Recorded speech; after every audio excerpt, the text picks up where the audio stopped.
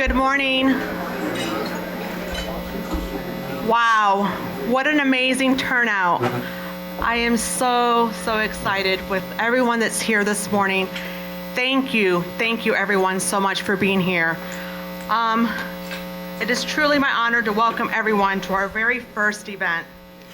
Please join me in thanking today's sponsors, Chuck and Dee Dee Bills and Dwayne and Kathy Jebbett.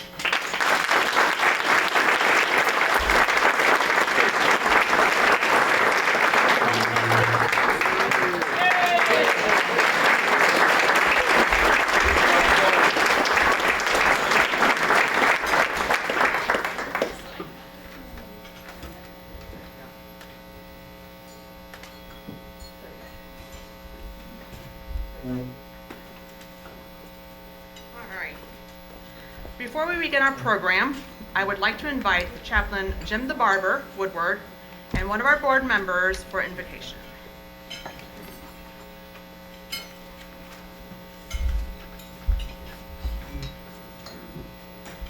Let us all stand if you are able. Word of prayer. Dear Lord, as we come together today to celebrate our life in you, it reminds us about Psalms 100, that we should shout to the Lord, all the earth, and serve the Lord with joy. Now bless the time that we have together, and bless the food that we have just had. And we pray this in Jesus' name. Amen. Amen.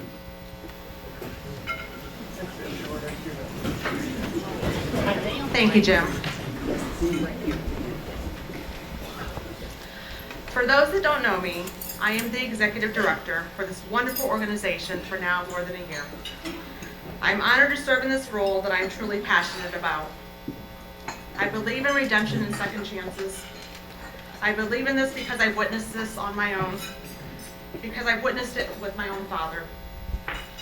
The day that my dad decided to really change his life and that enough was the day that he broke the cycle for not only himself, but for our family. Today, honestly, is my dad's birthday. This is his second year in heaven. And I will tell you that I continue to share this message of hope, a change, of new life. I share this legacy of change.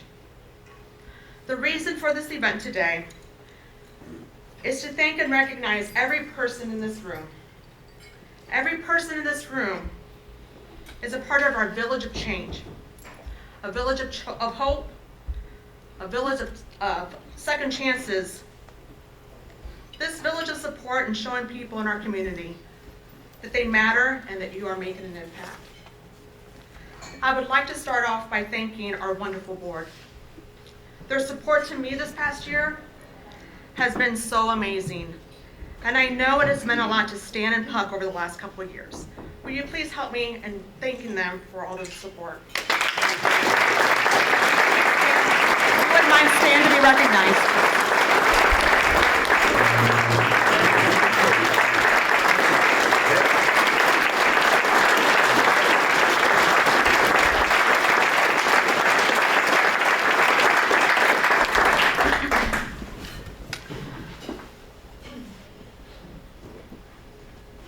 I would also like to thank our 28 mentors who play a vital role in this program. Without the mentors, this program would not exist. Our program is about volunteerism. It's about the volunteer time that they give our mentees. They show they care. Most importantly, they're giving our mentees hope and a chance for a new life. If our mentors are here, if you could please stand to be recognized.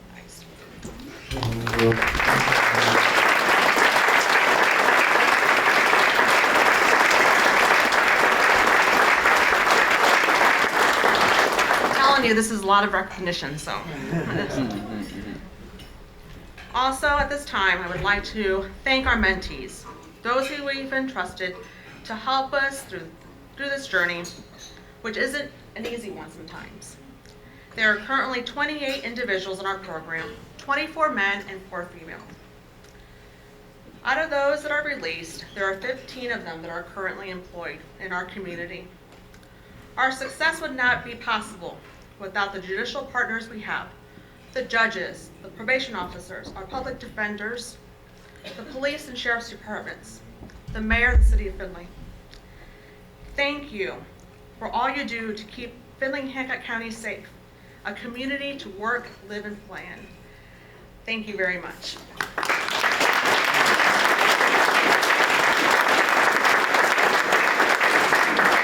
And lastly, we have some wonderful, amazing nonprofit partners that we collaborate with.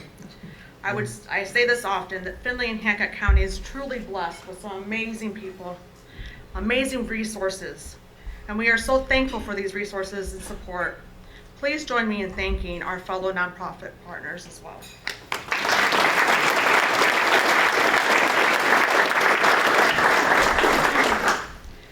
Many of you have heard how this organization came to be, and I cannot begin to say how thankful I am for the vision of two wonderful men.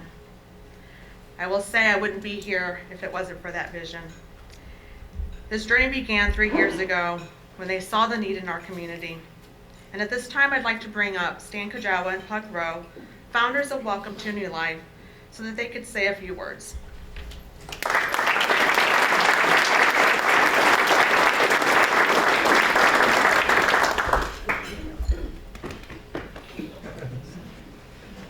It's a tough thing to do here. I only have 2 minutes, so it won't be very long. My part was to start off and just say how I got involved in this. And for a lot of you probably don't know this, but I've been inside the jail helping individuals for the last 30 years. And I had the honor over that time, along with Jim Woodward, who's our chaplain. Thank you, Jim, for getting me involved in that many years ago. I enjoyed those ministries that we handled with the inmates. And that part drew me to come back and get back into the same thing, but expand that with some other ideas.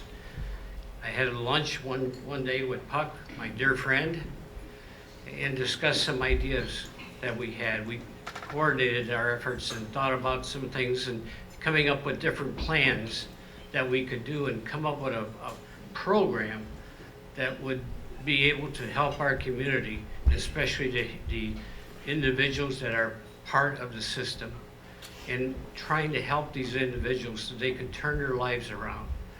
And it all started with the mentor idea, getting the mentors involved in their situations. But it's also having to change their hearts and giving them a feeling like they're a human being and somebody who deserves a second chance. And what I hear so often these days is the individual that we help, what's the first thing that they say to us is, I sure would like to help somebody else down the road. That's when you know your program is working. So I would like to say thank you for everyone that's here today. I hope you enjoy it, the program, and thanks for your kind support over this last 3 years as well. Puck?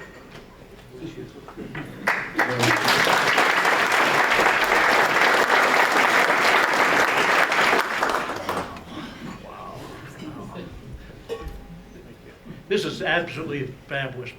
I can tell you right now, I think we all know in the years past and currently and in the future, it's volunteerism that has made this city and the county the outstanding place it is.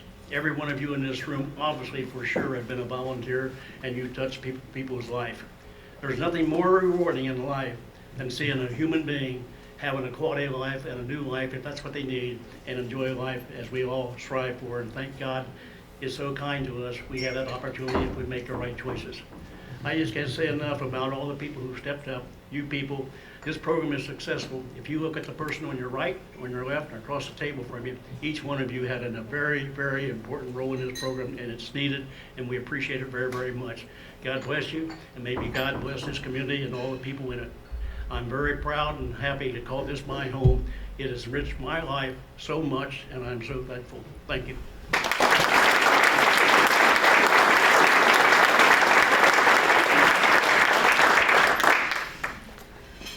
Well, today is not a fundraiser event. Today is a day of gratitude. Today is an event of thankfulness and of recognition. Today, we want to thank our donors and our supporters. As a new nonprofit, we have many milestones that we have reached and celebrated over the past 3 years. Our first mentee, our first court appearance, our first female at the MOMS program, our first mentee earning his GED, our first grants, which those were kind of hard, I'm just saying. Our first private donation. I look over at Jennifer because she knows what I was going through with those. Our first article in the paper, our first service club presentations, our first annual report, which I know some of you have grabbed when you walk out. There's more annual reports available as well. There are many firsts that we've done. Today, I'm excited to announce that this organization has now established our first recognition program, donor recognition program, the Welcome to New Life Founders Circle. The name was chosen to honor the Welcome to New Life vision set forth by our founders, Stan Kajawa and Harold Puckrow. Their desire to provide second chances to adults involved in the criminal justice system has grown into an opportunity to change the lives of mentees and their families. I am pleased also to announce that our top giving level will also be named the Jebbett level in honor of their philanthropic spirit of Dwayne and Kathy Jebbett, who provided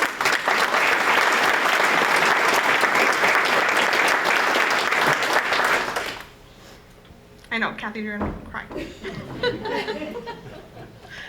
Who provided a challenge grant in 2019.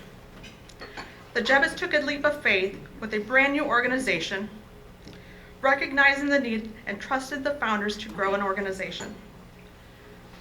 I wouldn't be standing here if it wasn't for them.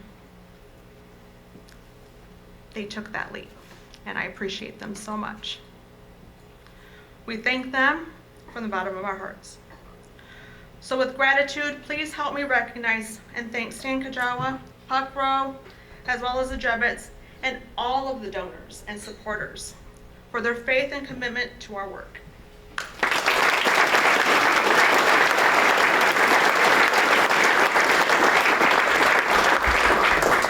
And now it is time to share some testimonials from individuals in our community who are on the road of hope. This is a journey. This is not something that gets done overnight. I'd like to first introduce Megan. She was our first female mentee, and she is here to tell a little bit about her journey.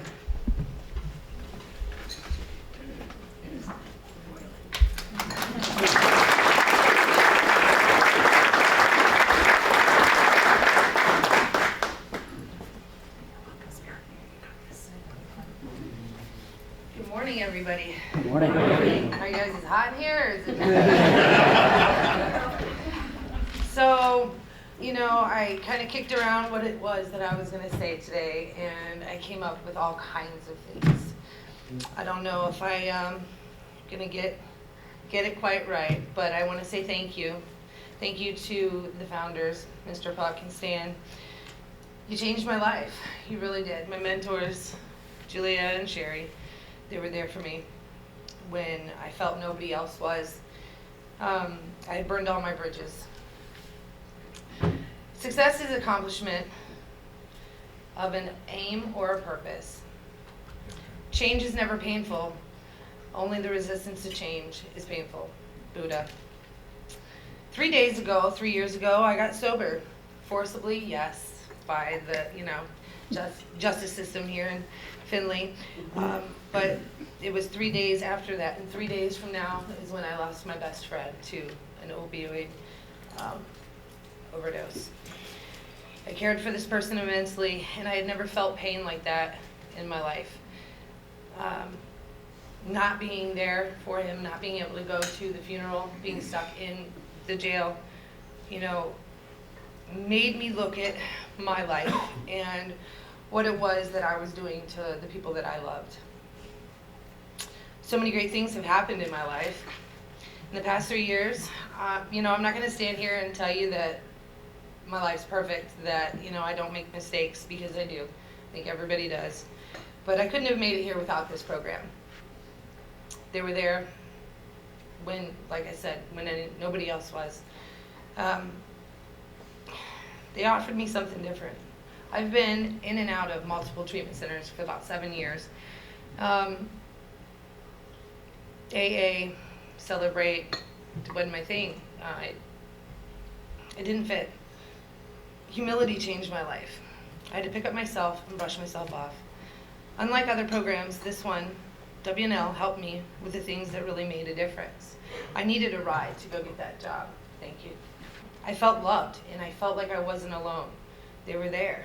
They gave me good sound advice, and they helped me get my life restarted. I fear that if they weren't there and I had gone to the mission, which I was not excited about, but it was a necessary part of the process. If I had gone out and just found myself someplace to go, I would have been fallen right back into the game, and that's not where I wanted to be. I'm done with things that don't serve me in this life. If it doesn't serve my well-being and it's not conducive to my self-worth, there is no point. You know, I'm living my love. You know, and by that, you know, I have, with WTANL, I was able to get a good job, get myself an apartment out of the mission. I think it was like 2.5 months on it.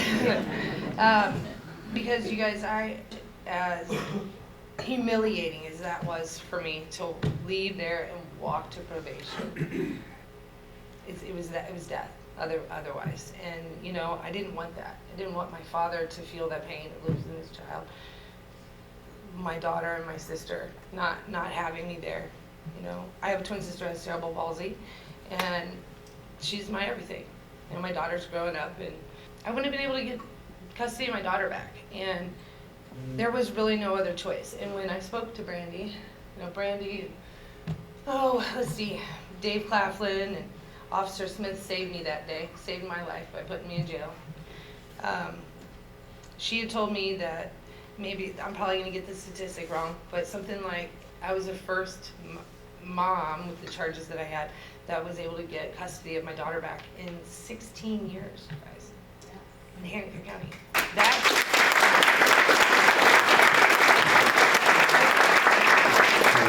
That is not special. Like, why? Why am I? Why? Like, what is going on with the system? That it's the drugs? Is it the system? I mean, it's not special. That's what I'm supposed to do. You know, I wasn't gonna. What else was there for me to do?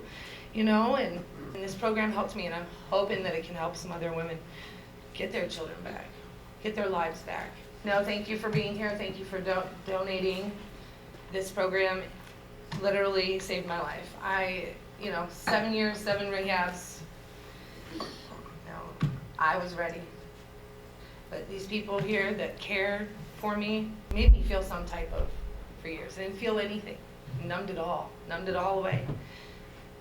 But the warmth and the love that I felt sitting around the table that night, you know, because my brain was like, run, get out of here as fast as you can.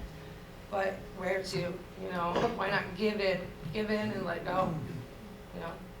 Thanks, Alex, for being the best attorney in town. You guys, thank you for coming. Enjoy the rest of the night.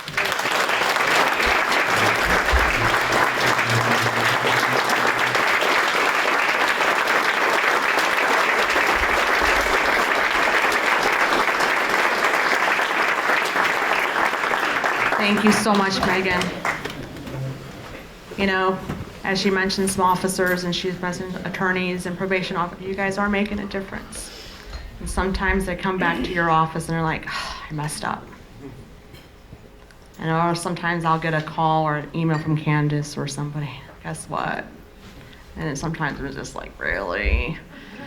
Seriously? We were going so far. But we keep on going, don't we? And this is the relationship that we have. And this is the relationship that we have with the mentors and the mentees that we're working with. And it's the teamwork that we're working and building. Now I'd like to show you a video of an individual. He could not be here today. He is actually working. And so which is a positive thing that we want, right? So he is working, but we have a video that we'd like to share on behalf of a mentee that's in our program.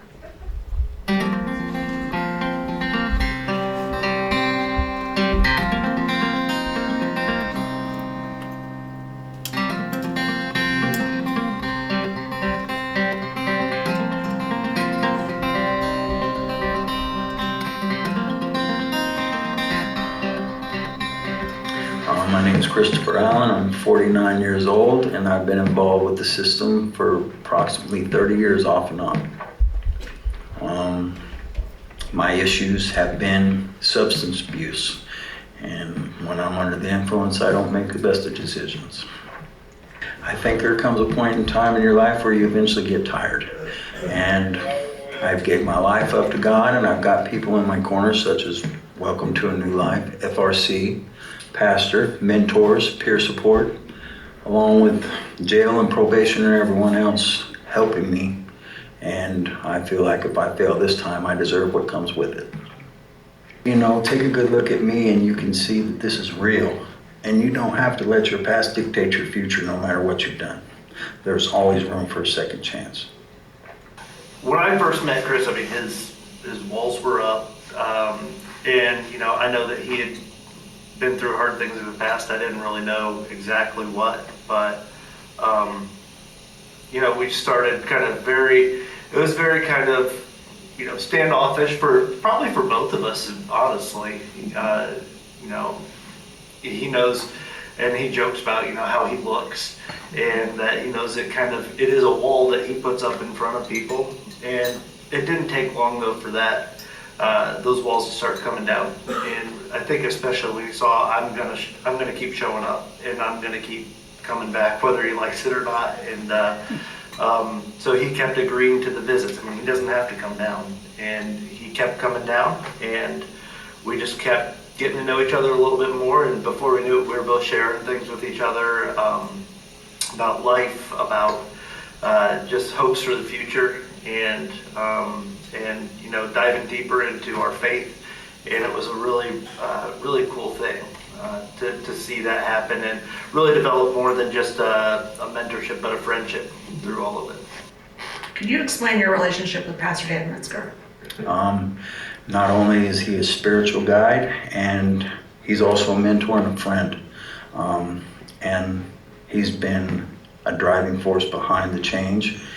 Every week that he came see me, no matter what I was going through in here, I always felt better when he left. A big lift to my spirits. What do you want to do for the next 50 years of your life? I'm gonna give you 50. You know, that's yet to be determined, but I know that I don't want to continue walking through these doors on the opposite side of the fence where I wear a uniform and chains. I'd like to walk back in these doors and maybe talk to people from the outside and let them know that there's hope. And if they are willing to take the help that's available, the sky's the limit.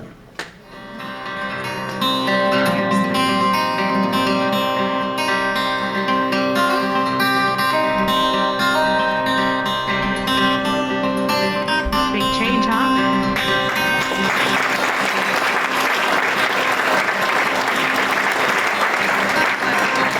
He's doing well. He had left the jail, went to the city mission. From the city mission, he was then living in a sober living. And again, like I said, working. He has Dan Metzger as his mentor. So Dan, if you would like to come up. He also has Jim Friel, who is his mentor as well. And then the other one that just kind of happened to be his mentor, it kind of just popped in there, is Cliff Height. He just, so Cliff also is his mentor. So Dan, if you want to give a little recap and then your mentoring why. Sure. Well, I'm sorry that Chris can't be here this morning, but I'm also not sorry. I'm so glad that he's continuing on this path, and he's right where he needs to be this morning. You know, it's probably 9 months ago now or so that I first met him, and it was one of those.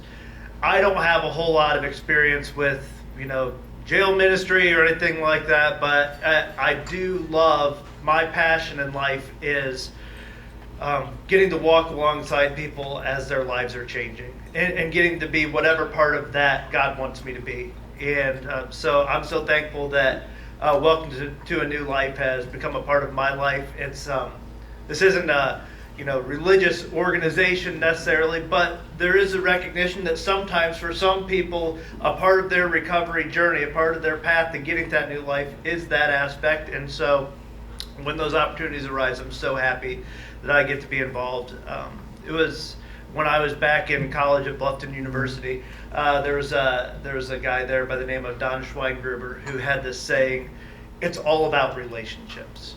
And just anytime any conversation comes about, like, what do we do? How do we move forward? It's all about relationships. And the truth for a lot of the folks in this program is that for a long time, it hasn't necessarily been about good and healthy relationships for them. It's been a part of being in the system or whatever else is going on in their life.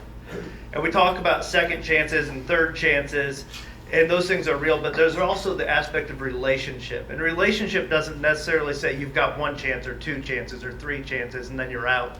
A relationship says, I'm going to keep showing up. I'm going to be there in the hardest moments. I'm going to show up when you mess up, and I'm going to love you as a human being, as a person. I'm going to see you that way. And so getting to be a part of that with Chris and with some of the other folks I've been working with has been just such an honor. And it's the reason I get out of bed in the morning, is to get to walk alongside people whose lives are changing for the better and to be their cheerleaders. And so I'm so excited to see what will happen with Chris and for all those who are going through this program in the future. So thank you so much to all of you who support Welcome to a New Life. In whatever way you do, you are changing lives. Thank you.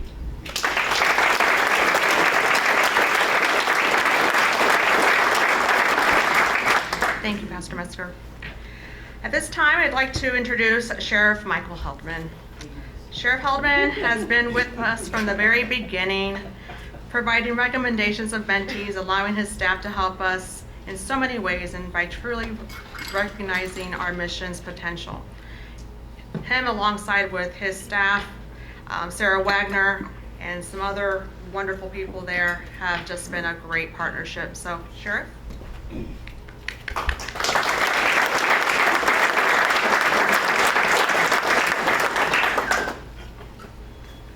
Good morning, everyone. And I want to say thank you to everyone in this room, because every little bit you do helps us at the Justice Center, the courts, everyone. The past few years prior to the COVID, we had tremendous overcrowding problems. With COVID, we've made it through. The courts have been wonderful to work with, but I'm afraid there's going to be, the courts are going to say one of these days, we want to put people back in jail. Don't you judge. So I must say thank you, everyone. This is a program that is working. Stan, Puck, great relationship. And now I get to introduce a young lady that I've gotten to know the last few years. She's very passionate about her job. Justice Kennedy began her career in the justice system as a police officer at the Hamilton Police Department. She was assigned to a rotating shift, single officer road patrol unit, working to protect and serve the citizens of the city of Hamilton, Ohio. In 1991, after obtaining her law degree from the University of Cincinnati College of Law, Justice Kennedy ran a small business of her own as a solo practitioner. She also served as a special counsel for Attorney General Betty Montgomery. Justice Kennedy fought on behalf of Ohio taxpayers to collect monies due to the state of Ohio. Prior to her return of the Ohio Supreme Court, Justice Kennedy served at the Butler County Common Pleas Domestic Relations Division beginning in 1999. From 2005 until December of 2012, Justice Kennedy served as administrative judge of that division.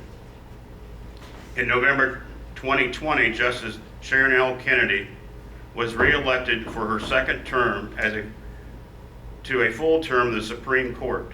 Justice Kennedy just joined the court in 2012, having been elected to fill an unexpired term. She was elected to her first term in November 2014. Throughout her career, Justice Kennedy has served on numerous boards, developed and facilitated programs to address the needs of young people, and worked with judges across the state. Ladies and gentlemen, please welcome Justice Sharon Kennedy.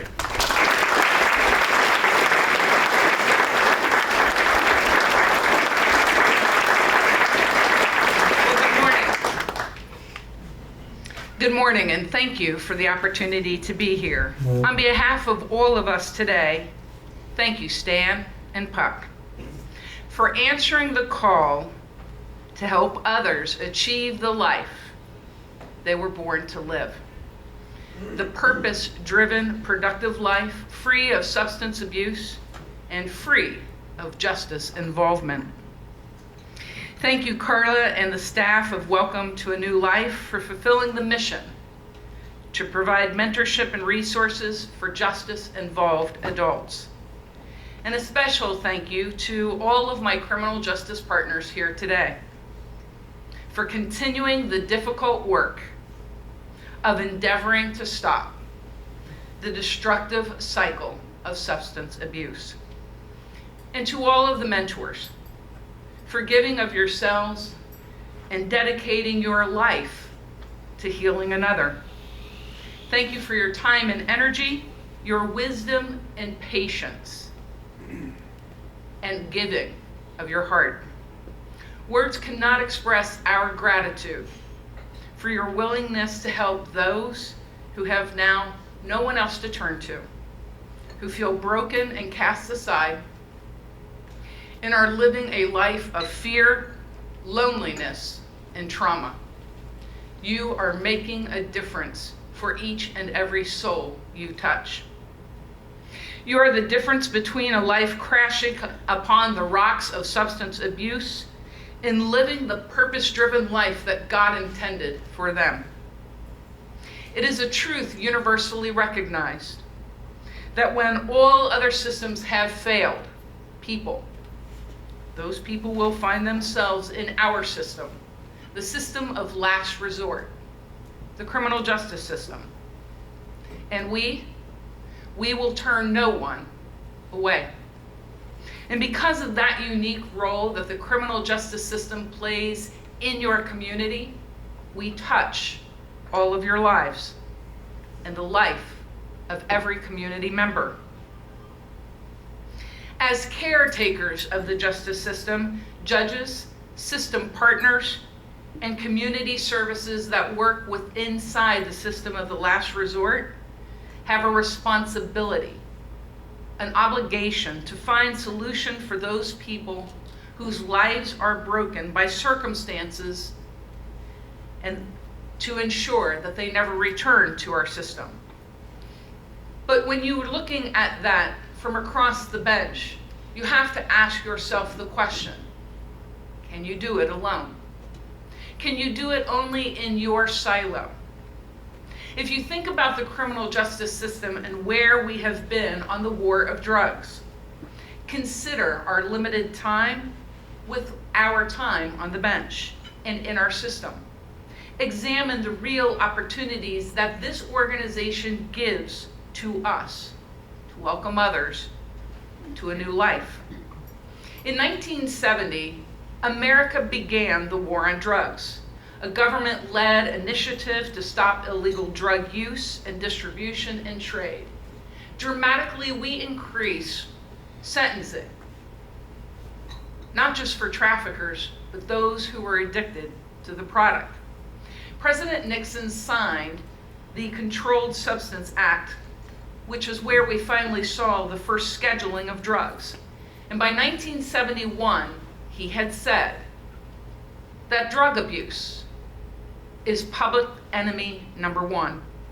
By 1973, the DEA was formed. It had a budget of $75 million.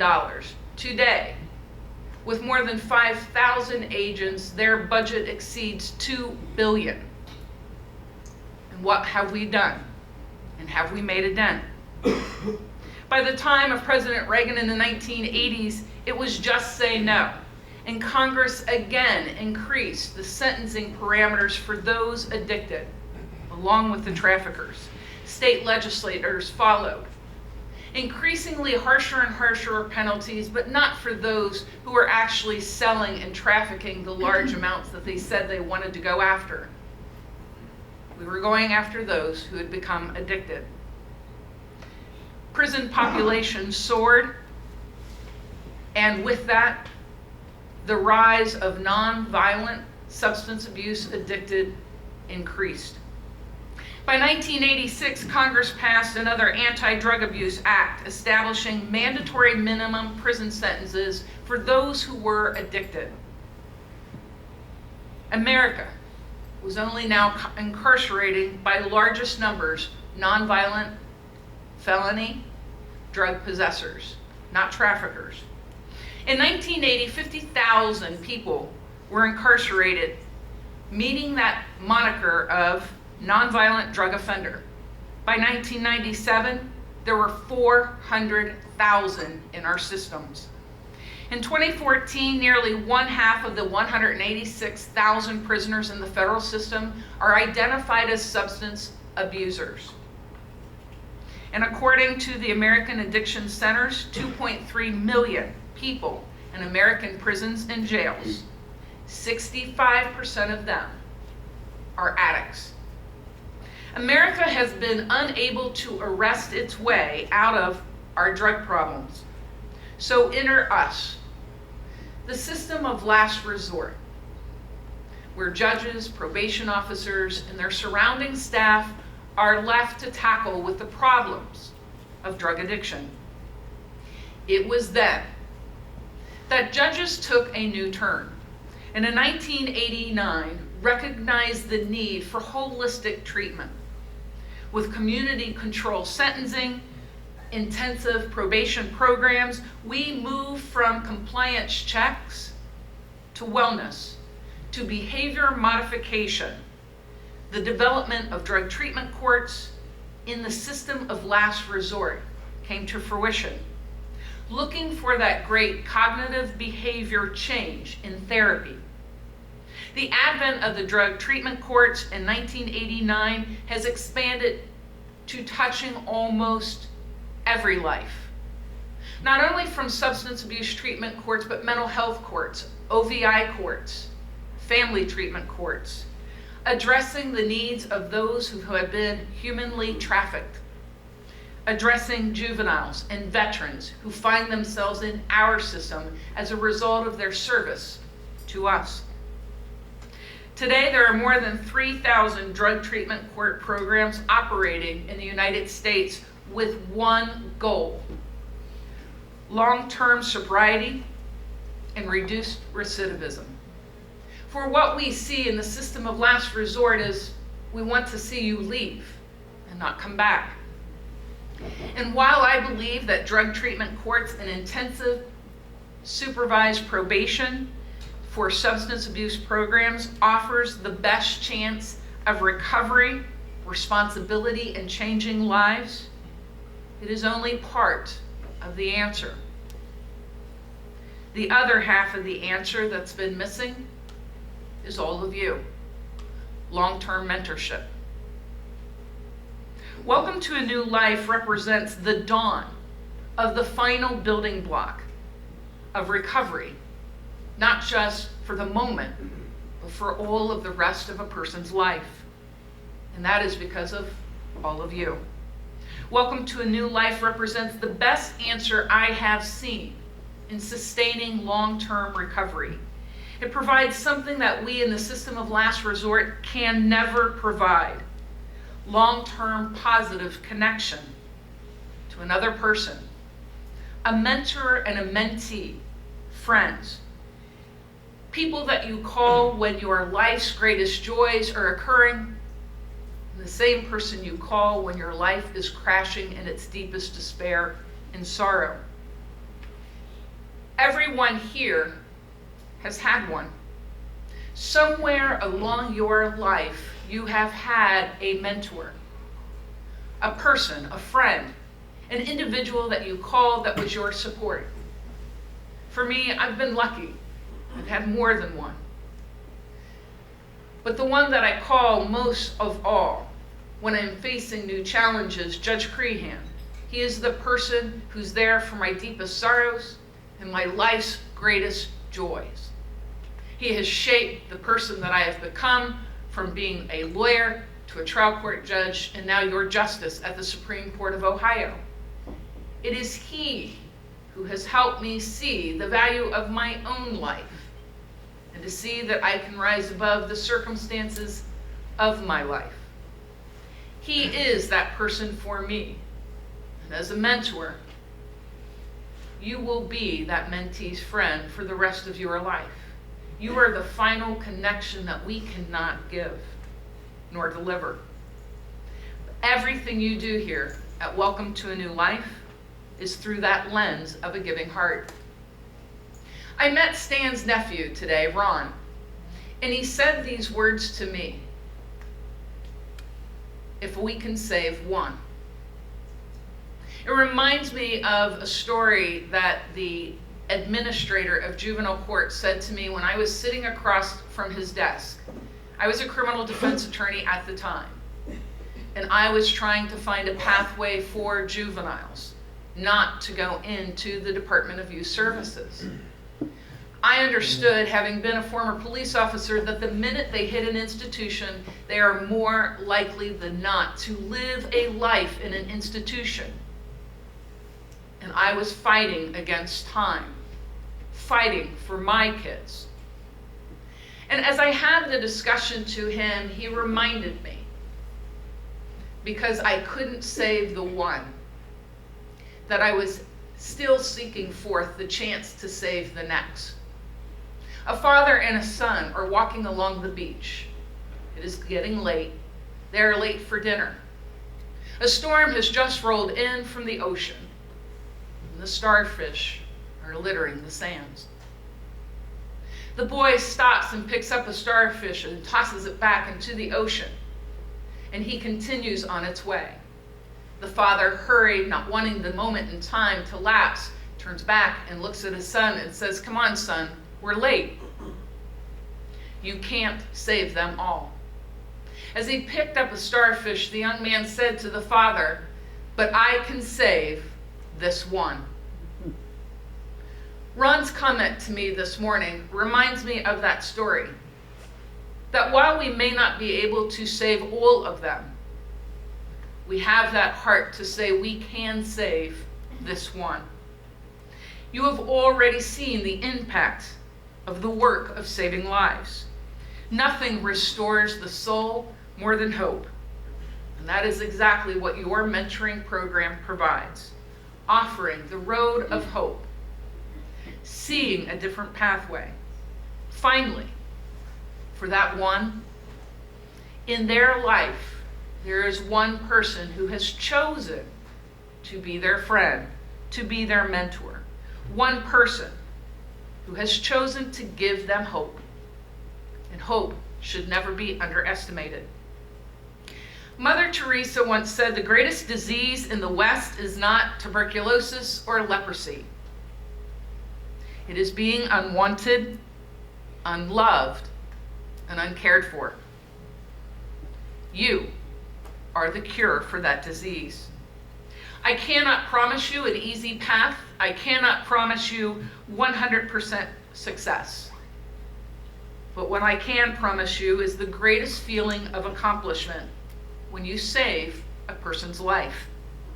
Welcome to a New Life is a fitting title. It signifies that they have turned a corner and they never have to look back, only forward to a future. So on behalf of all the people whose lives you are changing, and on behalf of all of us in the system of last resort, thank you. Thank you to all of you who have opened your hearts to the people, to a road of hope, to a road of a new life. Thank you for taking the journey and living the life of Christ, a life of service to your fellow man, so that they never feel pain again.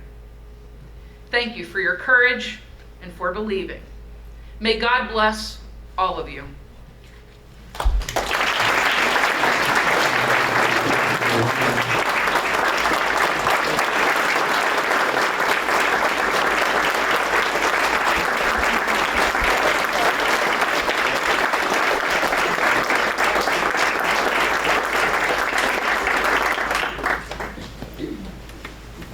was wonderful. Thank you very much.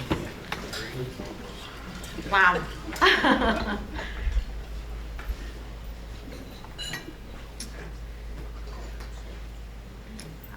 I don't even know what to say. I am just like, wow. Thank you, Justice Kennedy, for those wonderful words of encouragement. Thank you for encouraging our community. I mean, like I said earlier, this is our village. And so, you know, we come together, and Findlay has gone through a lot of stuff. I mean, the flood of '07 and, you know, just different things. And it's just like, and our village does come together. And this is one of those things that our village is coming together with as well. So thank you so much for being here today. Thank you for what you do for the state of Ohio. Thank you for advocating for those in our community, as well as everyone that is, you know, dealing with substance as well as mental health. We appreciate you very much. Before we wrap things up today, we have a very special presentation from Owens Community College. This time I'd like to ask Julie Baker, the Dean of Findlay, the Findlay campus, as well as Heath Huber, he's the Aspire Manager, to join me at the podium.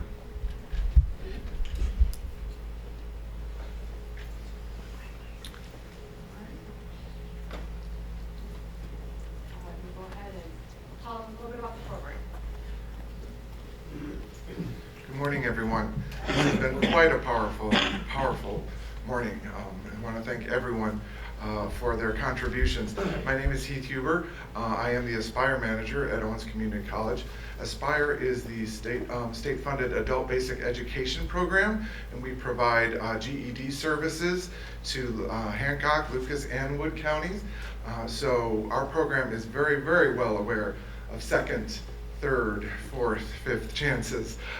We serve people every day who for some reason or another did not quite get that high school education, and we help them get that equivalency through their adult years. And this year, actually I remember more than a year ago, our program, I was doing an orientation for a GED program, and I got a text from my supervisor saying all of our classes, face-to-face classes, would be shut down to go online. We probably remember that time. It was quite a shock for us because all of our classes were face-to-face. So we all had to scramble and figure out how were we going to do this. None of us had the playbook for this. We're all in a new realm, and we figured out how to get our classes online. About that time, we became into contact through this program, a participant who needed his GED, who was probably in kind of that same what do I do now phase. He's thinking, I'm not ready for this, I don't know how to do this, can I do this? And it was quite humbling to be with him on his journey while we were learning too. And he was part of your program, and throughout it all, he met his instructor, Ed, his classroom specialist, Luke, our office manager, Winona, and myself. And Pastor Dan, you said it best about relationships. Well, we got to know him because all of the adults who we see have the challenges of going through getting their education and trying to overcome the barriers of adult life, which for many people is just transportation and childcare and things like that, but also trying to figure out how to overcome that nagging feeling of, can I do this? And because of those relationships, this particular individual learned the most important skill out of all the adult basic skills we teach at Owens Community College, reaching out for help. And I know he had so many wonderful resources and his mentors through this program, but I got to know him too. He reached out to me. I would get the phone calls like, hey Heath, how you doing? Hey, what's up? And I got to see him on Zoom and everything like that. And his instructor was always talking to me about what he was doing. And he, like I said, even our office manager, she knew him as well. He's part of our family as much as I know he's part of your family too. And it's been a joy and an honor to see him go through. Many of our students, they stop out when they start their GED program. A lot of people don't realize that when a student starts a GED program, they're like, oh, they'll get their GED, you know, real quick. No, usually they stop out. they disappear for a while because they don't have the support. This man has support. I've talked to his mentors, I've talked to him, and he was able to do it once he started and he finished. And because that sort of persistence is what's lacking a lot in adult education, it is my privilege. He's going to be, well, first of all, our graduation is going to be next Thursday. So he will be getting his certificate. But because you're having this recognition breakfast, I wanted to recognize him as well. Russell Monroe, could you please come up front?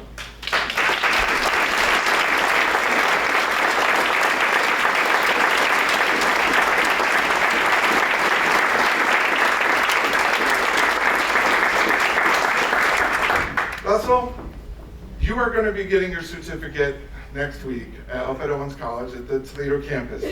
But right now what I wanted to give you is recognition for your persistence. And I present to you the Adult Persistence and Learning Award from Owens Community College for your commitment and dedication to completing your education and moving forward, because it doesn't end here. So congratulations, Russell.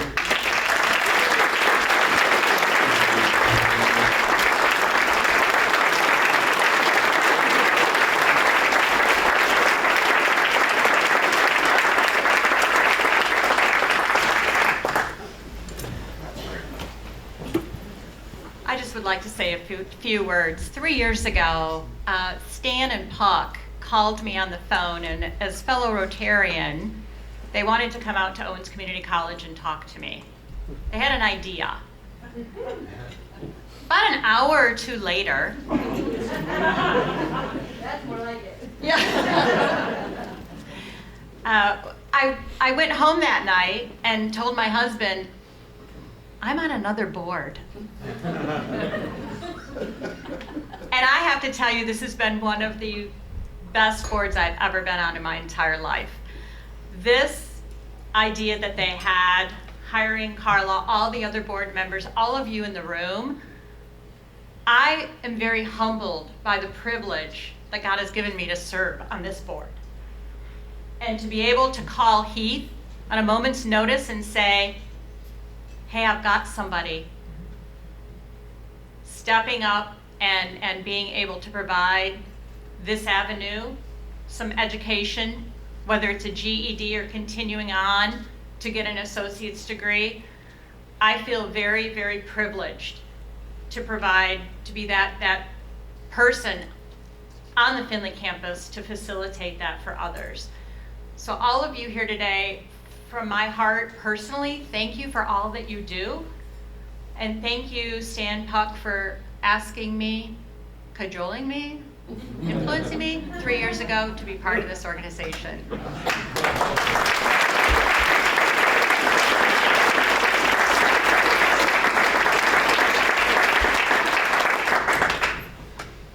Julie, it's been a privilege. It's pretty nice, actually. My board is awesome because I'll call, hey Chuck, I have this, or hey Julie, I have it, and I call Presha all the time. I'm like, Presha. So it's wonderful to be able to pick up the phone and call a friend.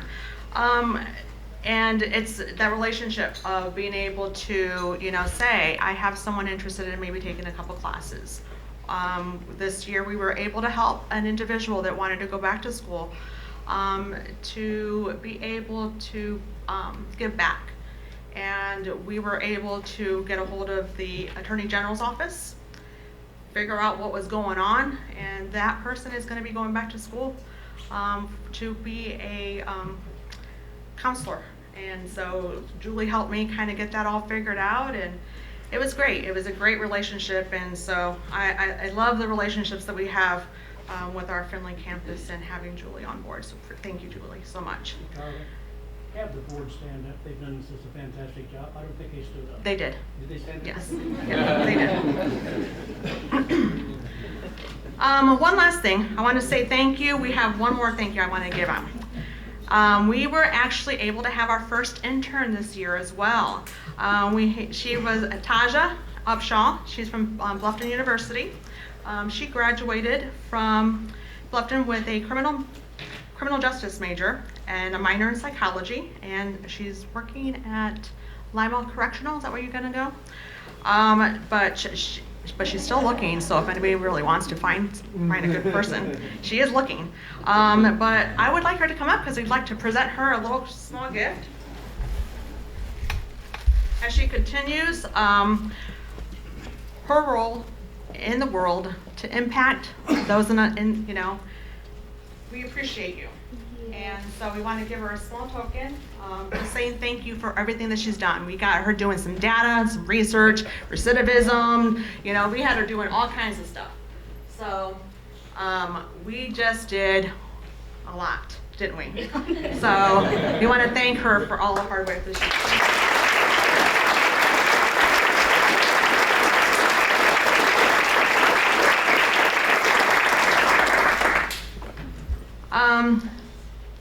Casey, I know you didn't want to be recognized, but I've been told, thank you, Casey, for being here today and doing this for me. I appreciate it so much.